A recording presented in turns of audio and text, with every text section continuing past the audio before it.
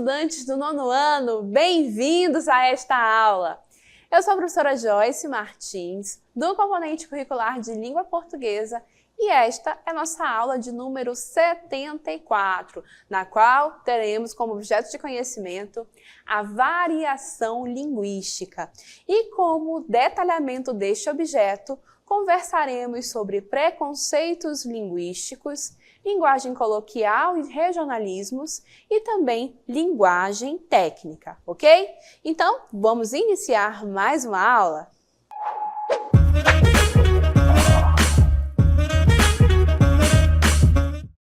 Nós começaremos esta aula com vocês reforçando o conceito sobre variação linguística, que já começou a ser trabalhado em outra aula deste nosso módulo, ok? Então, por variação linguística, temos que ter em mente o seguinte, colocando a cartela no ar, por favor. As línguas do mundo não são homogêneas, exibindo uma grande diversidade. Isso porque locutor e interlocutor atuam em diferentes espaços sociais. Então, para todas as línguas do mundo, pessoal, entendamos que existe esse fenômeno, tá? O uso que fazemos da língua vai variar, ok? De acordo com o espaço geográfico em que os falantes estão, de acordo com a situação de comunicação em que os falantes estão inseridos, de acordo também com o grau de escolaridade e outras questões sociais que influenciam na formação daquele falante. Isso não é um fenômeno exclusivo da língua portuguesa, tá? Que fique claro, este é um fenômeno presente em todas as línguas naturais, tá? Esse processo de variação irá existir. Nós temos sim um registro, um padrão formal de comunicação que deve ser utilizado nas situações em que há essa exigência, essa formalidade, tanto no falar quanto no escrever, mas há outras questões que influenciam no uso que se faz da língua. E é sobre isso que nós tratamos quando abordamos este conteúdo com vocês, relacionado à variação linguística. É mostrar para vocês o que é a variação e por que essa variação acontece, demonstrando inclusive que não é aleatório, existem fatores que acabam por influenciar os falantes, os usuários da língua, a utilizarem a língua de uma forma e não de outra, ok? Dito isso aqui com vocês, então vamos observar justamente agora, falando de língua portuguesa especificamente, quais são os fatores que fazem com que a variação no português aconteça. Então vamos lá?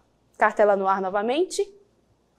É possível observar a diversidade do português falado no Brasil a partir de parâmetros. E são sobre esses parâmetros que nós vamos conversar a partir de agora, ok? Então olhem só. Vamos conhecer alguns deles. Olhem aí. Temos a variação geográfica. Então, o primeiro parâmetro que nós vamos observar é o parâmetro da variação geográfica, né? Olhem aí o nosso conceito. Falantes do português brasileiro, como de qualquer outra língua natural, estão localizados em determinado espaço geográfico, tá, gente? E há uma correlação entre a região de origem dos falantes e as marcas específicas que aparecem em sua produção linguística. Então, tenhamos isso em mente, tá? Os falantes localizados em determinada região vão utilizar a língua de uma forma que será diferente de falantes que estão em outra região. Por região, podemos entender, por exemplo, tanto diferentes regiões do Brasil, né? Falando aí de regiões, de um estado para o outro, considerando o português como uma língua que é falada por vários países, podemos então considerar diferenças entre o uso do português no Brasil e o uso do português em Portugal, por exemplo, mas também podemos levar em consideração usos diversos dentro do nosso próprio estado. Daqui a pouco nós vamos comentar um pouco mais a respeito disso, tá bom? Mas agora, vamos aqui à nossa cartela. Variação geográfica, nós acabamos de comentar, correto? E aí, então, temos aqui alguns exemplos para vocês. Por exemplo, em relação a pronúncias, a forma de falar, de enunciar, de articular os sons no momento em que estamos falando. No Nordeste, ocorre a pronúncia aberta de vogais antes da sílaba tônica, né? Então, lembrando, o que é a sílaba tônica? É a sílaba mais forte da palavra, tá? Então, lá no Nordeste, existe uma tendência de que a vogal que está antes da sílaba tônica tenha uma pronúncia aberta, né? Isso é uma marca. Então, por exemplo, as palavras que aqui estão seriam pronunciadas assim: covarde, noturno, neblina, recruta, né? As sílabas, as letras, perdão, vogais aqui em vermelho, elas estão antes de sílabas tônicas. Então, a sua pronúncia tem uma tendência a ser aberta, né? Então, covarde, noturno, neblina, recruta. Aí, no sul do Brasil, essas mesmas vogais, que estão antes dessas sílabas tônicas, já teriam uma outra forma de pronúncia, que seria a pronúncia fechada. Então, a pronúncia seria covarde, noturno, neblina, recruta. Perceberam? Isto é um exemplo de variação. Notem, portanto, que existe aí uma questão geográfica, correto? Nós estamos aí identificando que em uma região do Brasil existe uma tendência de pronunciar vogais de uma forma, em um contexto específico, que é diferente da forma como os falantes que habitam outro lugar do Brasil vão pronunciar as mesmas vogais no mesmo contexto. Isso é variação. E notem que, mesmo que haja aí uma diferença nessa forma de pronunciar, não há mudança de sentido. O sentido das palavras permanece o mesmo, ok? Aqui um outro exemplo desse tipo de variação que é influenciada por questões geográficas. No norte do país, há o uso do objeto direto expresso, né? Expresso significa escrito, colocado, tanto no uso marcado pelo uso do pronome ele, como lhe. Então, por exemplo, pode-se dizer: eu não vi ele, eu não lhe vi, eu não conheço ele, eu não lhe conheço, né? No norte, há essa tendência de marcar esse objeto direto com este pronome, ou ele ou lhe. Já, de novo, no sul do Brasil, o que acontece é que há uma tendência para a omissão desses mesmos pronomes. Então, o que aconteceria? A tendência é dizer: eu não vi, eu não conheço, né? De novo aqui esse sinal de vazio, mostrando que foi omitido. Enquanto no norte, então, diríamos: eu não vi ele, eu não lhe vi. Lá no sul diria: eu não vi, simplesmente. Então, notem, portanto, que são exemplos de variação que são caracterizadas aí justamente por esse processo de região, correto? Regiões os falantes estão em diferentes lugares do país, em diferentes regiões, e isso acaba por influenciar a forma como utilizam a língua. De novo, se eu digo eu não vi ele ou eu não vi, não vai haver, nesse processo aí, nesses contextos, grande diferença nos sentidos. São diferenças de uso, na forma como se opta por utilizar a língua, correto? Outros exemplos dessa questão da região influenciando. Na próxima tela nós temos um mapa, olhem só. E nesse mapa é interessante que são os nomes mais populares do pão brasileiro. Isso mesmo. Notem que o mapa do Brasil está todo coloridinho, não é? E cada uma dessas cores representa uma forma de chamar este pão. Há lugares que vão chamar de pão da massa grossa, outros lugares que vão chamar de pão francês. Inclusive, o pão da massa grossa é essa parte mais rosa. Inclusive, quando eu era criança, era assim que eu chamava, né? E aí, pão francês é essa parte mais em laranja. E conforme fui crescendo, eu fui me adaptando a este nome, né? Pão francês acaba que é o nome como eu uso. Mas ao longo do Brasil, é possível que se chame de pão careca, pão de sal, pão de trigo, não é? E tantos outros nomes. Cada uma dessas cores demonstram uma forma de chamar este mesmo pão, né? Então, notem que é também um exemplo de variação que é influenciada justamente pela região em que o falante está localizado, é a variação regional.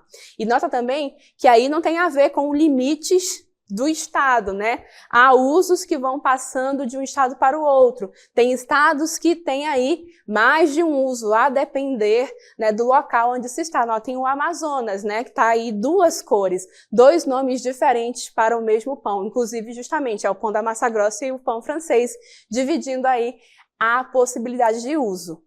Um outro exemplo agora, focando no nosso estado. Olhem só, outro mapa. Este aqui é o mapa do nosso estado e nota que ele está dividido em regiões, são cerca aí de 9 regiões. E essa é a forma como esse estudo, né, que é o mapa, é o Atlas Linguístico do Brasil, do Amazonas, perdão, né, foi a forma como esse estudo, para montar este Atlas, dividiu o estado do Amazonas. E aí considerou aí regiões relacionadas às calhas do rio. Então temos aí o Alto Rio Negro, temos, por exemplo, o Baixo Amazonas, temos ali a região do Purus, a região do Alto Solimões e assim por diante, correto?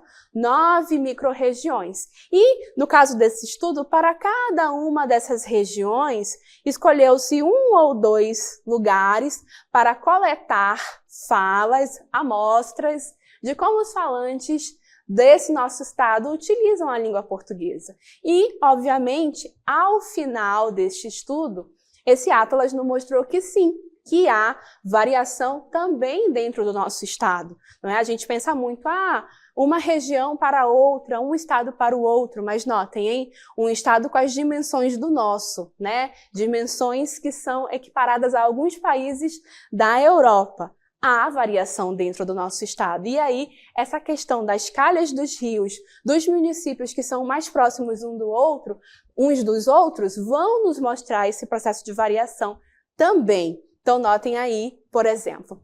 E aí, então, usamos esse mapa aí para mostrar para vocês, mas aí a gente pegou um outro estudo que selecionou justamente um município aí dessa região do Baixo Amazonas, no caso Parintins, tá? E vimos que nesse estudo houve aí uma preocupação em selecionar termos, palavras que são próprias do uso daquele município e os sentidos, correto? Então, na próxima tela, nós temos aí alguns termos apenas, tá, gente? Não todos do estudo, porque não caberia no nosso tempo de aula, mas para mostrar que esses usos são próprios da cidade de Parintins, do Amazonas, tá? Léxico significa o quê? Palavras que são usadas pelos falantes da cidade de Parintins. Pode ser que outros municípios, outras cidades se identifiquem? Claro, é possível, mas foi um estudo focalizado nessa cidade, correto? Então, temos aí, por exemplo, a palavra pávulo. O que significa a palavra pávulo? É o sujeito que gosta de aparecer. É sinônimo de da palavra snob, aquele que demonstra superioridade. Temos também a palavra panavoeiro. A palavra panavoeiro significa reunião festiva, algazarra, e é sinônimo de festa, que é reunião, agrupamento de pessoas com fins recreativos. Temos ainda mais 2 exemplos, né, que nós extraímos deste estudo feito na cidade de Parintins. Olhem aí, temos a palavra caqueado. O que é o caqueado? Significa gingado, bailado e é sinônimo de dança, correto? E a palavra porrudo. A palavra porrudo vai se referir a alguma coisa que é grande, algo que é muito grande, pode ser então associado com a palavra porrudo. Novamente, temos que ter em mente o seguinte: essas palavras foram coletadas a partir dos falantes da cidade de Parintins, que fica em que região? Na região do Baixo Amazonas, correto? Outras cidades ali da mesma região certamente compartilham dessas palavras, desses sentidos. E, obviamente, também é possível que cidades de outras calhas de rio possam também se identificar. Mas o que é interessante desses estudos é notar que sim, existem características que são próprias dos falares de cada uma dessas regiões. E no caso do nosso Amazonas, essas calhas de rio são determinantes justamente para nos mostrar esses processos. Por quê?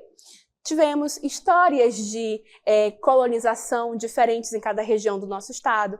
O nosso estado é muito grande, né? Temos, ao mesmo tempo que proximidades entre as cidades ali da mesma calha de rio, mas entre calhas há distâncias muito grandes. Isso faz com que as diferenças dos jeitos de falar acabam ali se agrupando e se isolando umas das outras, e há ainda também os processos das ondas migratórias. O nosso estado passou por muitas ondas migratórias. Tivemos a onda migratória do ciclo da borracha, tivemos a onda migratória da Zona Franca, que continua a existir, e isso foi atraindo gente de diferentes lugares do Brasil para diferentes lugares do nosso estado. Então, tudo isso vai influenciar justamente para a existência dessa diferença de falares dentro do nosso próprio estado, correto? E aí, para finalizarmos essa nossa conversa sobre essa questão regional, e por que foi que nós recuperamos aí e enfatizamos esse estudo sobre a cidade de Parintins? Justamente porque recentemente nós tivemos aí uma participante vinda da cidade de Parintins em um reality show de exibição e repercussão nacional. Colocar no ar, por favor, a foto dela, né? Tivemos então a participação da Isabelle Nogueira, né, que é cunhamporanga de um dos bois do nosso festival de Parintins, correto? E por ser alguém, né, que vivencia e vive a cidade de Parintins, ela carrega consigo todo o jeito de falar dos parintinenses, correto? E aí, o que aconteceu? Por que eu trouxe este exemplo agora para a aula? Justamente porque a forma dela falar gerou repercussões. E essas repercussões foram, inclusive, de amazonenses. Olha que interessante. Então, olhem só. A próxima cartela, por favor. Gerou estranhamento entre os participantes lá da própria casa, né? Talvez pouco acostumados a ouvir um sotaque tão genuíno e específico. Então, entre os participantes, houve esse estranhamento. Mas vamos dizer assim, que por serem pessoas de outras regiões, é compreensível esse estranhamento, porque quando nós temos contato também com pessoas vindas de outros lugares que não são do Amazonas, nós tendemos ali até aquele momento breve de estranhamento. Mas esse momento breve de estranhamento tem que ser isso, um momento breve de estranhamento. Depois a gente tem que compreender que faz parte do uso característico de cada região, que normalmente nós chamamos de sotaque, correto? E aí, conforme o tempo foi passando nas redes sociais, o jeito dela falar também foi considerado forçado. As pessoas começaram a dizer que ela estava forçando aquele jeito de falar, que não é daquela forma que se fala, né? Inclusive, houve amazonenses que afirmaram que no Amazonas não se fala daquela forma. E aí eu acabei de mostrar para vocês um mapa do Amazonas, com as calhas dos rios, não é? As diferentes regiões em que estudos comprovam que há diferenças de falar em cada uma daquelas regiões, não é? Então, o município do qual ela vem é um município ali da região do Baixo Amazonas, né? Então, por exemplo, os falantes aqui de Manaus, que vão ser, vamos dizer assim, maioria, né? Metade da população do nosso estado reside aqui em Manaus, correto? E não vão compartilhar, vamos dizer assim, o mesmo jeito de falar das pessoas de Parintins. Tem aí uma diferença geográfica. E aí foram para as redes sociais e dizer, não se fala desse jeito, no Amazonas não se falam assim. Por quê? Porque faltou exatamente esse conhecimento dessa questão da variação existente dentro do nosso próprio estado, né? Os falantes, maioria de Manaus, né, não reconheciam um jeito de falar específico e característico ali da região do Baixo Amazonas. E isso gerou o quê? Essas manifestações das redes sociais, nós podemos então colocar como dentro de um conceito que é muito associado, muito estudado dentro da variação linguística, que é a questão do preconceito linguístico. Então, coloque em tela, por favor. O que é o preconceito linguístico, professora? Ah, quer dizer que pode se falar de qualquer jeito, em qualquer lugar? Não, não é isto. Desde o início da aula eu falei para vocês que existem situações de formalidade em que nós temos que resguardar o uso formal da língua. Mas o preconceito linguístico é o quê? Ele resulta da comparação indevida entre o modelo idealizado de língua que se apresenta nas gramáticas normativas e nos dicionários e os modos de falar reais das pessoas que vivem na sociedade. Modos de falar que são muitos e bem diferentes entre si. É como se nós quiséssemos dizer que qualquer forma de usar a língua e que estejam em situações variadas de comunicação, situações informais, inclusive, não são válidas. E isso é preconceito, né? De novo, se eu estou ali na minha situação informal, se eu estou ali me expondo e de repente o meu sotaque vem à tona, eu não posso ter preconceito, né? Eu não posso sofrer preconceito por naquele momento estar expressando o meu sotaque. De novo, cada uma das situações de comunicação tem uma exigência, mas se eu estou num momento de informalidade, meu sotaque pode e deve vir à tona. Ora, naquela situação ali do reality show, a participante estava vivenciando sempre situações informais, né? É ali uma convivência, 3 meses em uma casa vigiada, é claro que ela estava sempre na informalidade da comunicação. E o sotaque dela foi colocado em xeque, gerou muita repercussão de gente não reconhecendo e dizendo que era forçado e que não se falaria assim, né? Um outro ponto importante a frisar é justamente isso. Coloca na tela, por favor. Mas a principal fonte de preconceito linguístico no Brasil está justamente na comparação que as pessoas da classe média urbana, das regiões mais desenvolvidas, fazem entre o seu modo de falar e o modo de falar dos indivíduos de outras classes sociais e de outras regiões. Então vejam, o que aconteceu no nosso caso? A gente viu que muitos manauaras nas redes sociais se manifestavam dizendo que não se falava daquela forma no Amazonas. O que eles são? São justamente as pessoas das regiões urbanas, fazendo o quê? Esse processo de não reconhecimento e de rejeição de um jeito de falar que não é dessa região urbana, é justamente de um outro espaço geográfico dentro do nosso estado. Então, o que nós devemos então fazer com isso? É reconhecer os diferentes sotaques e compreender que eles existem, os diferentes usos da língua existem e que nós devemos evitar esse processo de preconceito. O que nós devemos fazer também é sempre observar a situação de comunicação. Se é uma situação mais formal, vamos então utilizar um uso do português que é mais formal.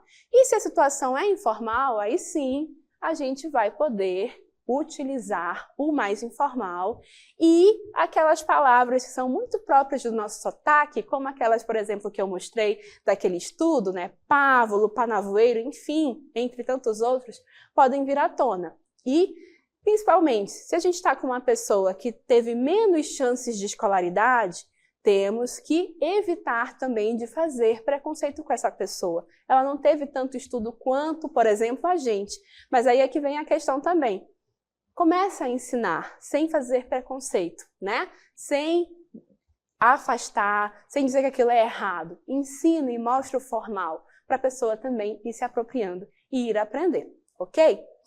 E aí, depois dessa longa conversa sobre essa questão regional e também sobre preconceito linguístico, temos ainda 2 fatores para estudar nessa aula. Sim, agora a gente vai falar de variação individual, isso mesmo. É o tal do português formal e informal, ou coloquial, né? Que eu já vim comentando desde o início dessa aula, mas agora a gente vai focalizar, tá bom? E o que nós queremos dizer com isso para vocês? É que falamos mais à vontade com a nossa família e com nossos amigos. E falamos com mais cuidado, escolhendo as palavras e refletindo mais sobre a impressão que vamos dar quando falamos com pessoas desconhecidas e também em situações mais formais de comunicação, quando falamos em público. Temos esse cuidado, correto? Em consequência, escolhemos recursos linguísticos adequados para cada uma das situações. E é isso que a gente vai olhar no nosso próximo exemplo, né? Nós temos aí na nossa TV interativa português brasileiro informal, português brasileiro formal. Então, olhem só, a situação é a mesma.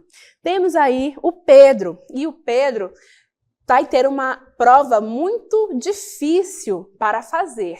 E aí ele precisa se dedicar, correto?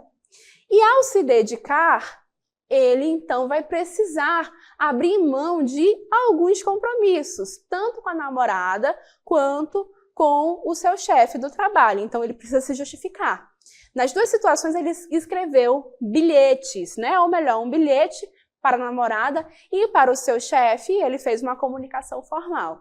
E olhem só como realmente tem diferenças, né? No primeiro bilhete que nós temos aqui, olhem só, é para a namorada. E olha só como ele se comunica com ela. Oi, Bia.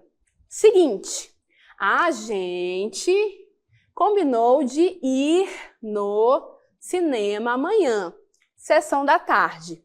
Não vai dar. Me esqueci que tem uma prova no colégio e se eu não estudar, minha velha me pega pelo pé. Eu, hein? Tô fora. Você me entende? Beijocas, Pedrão.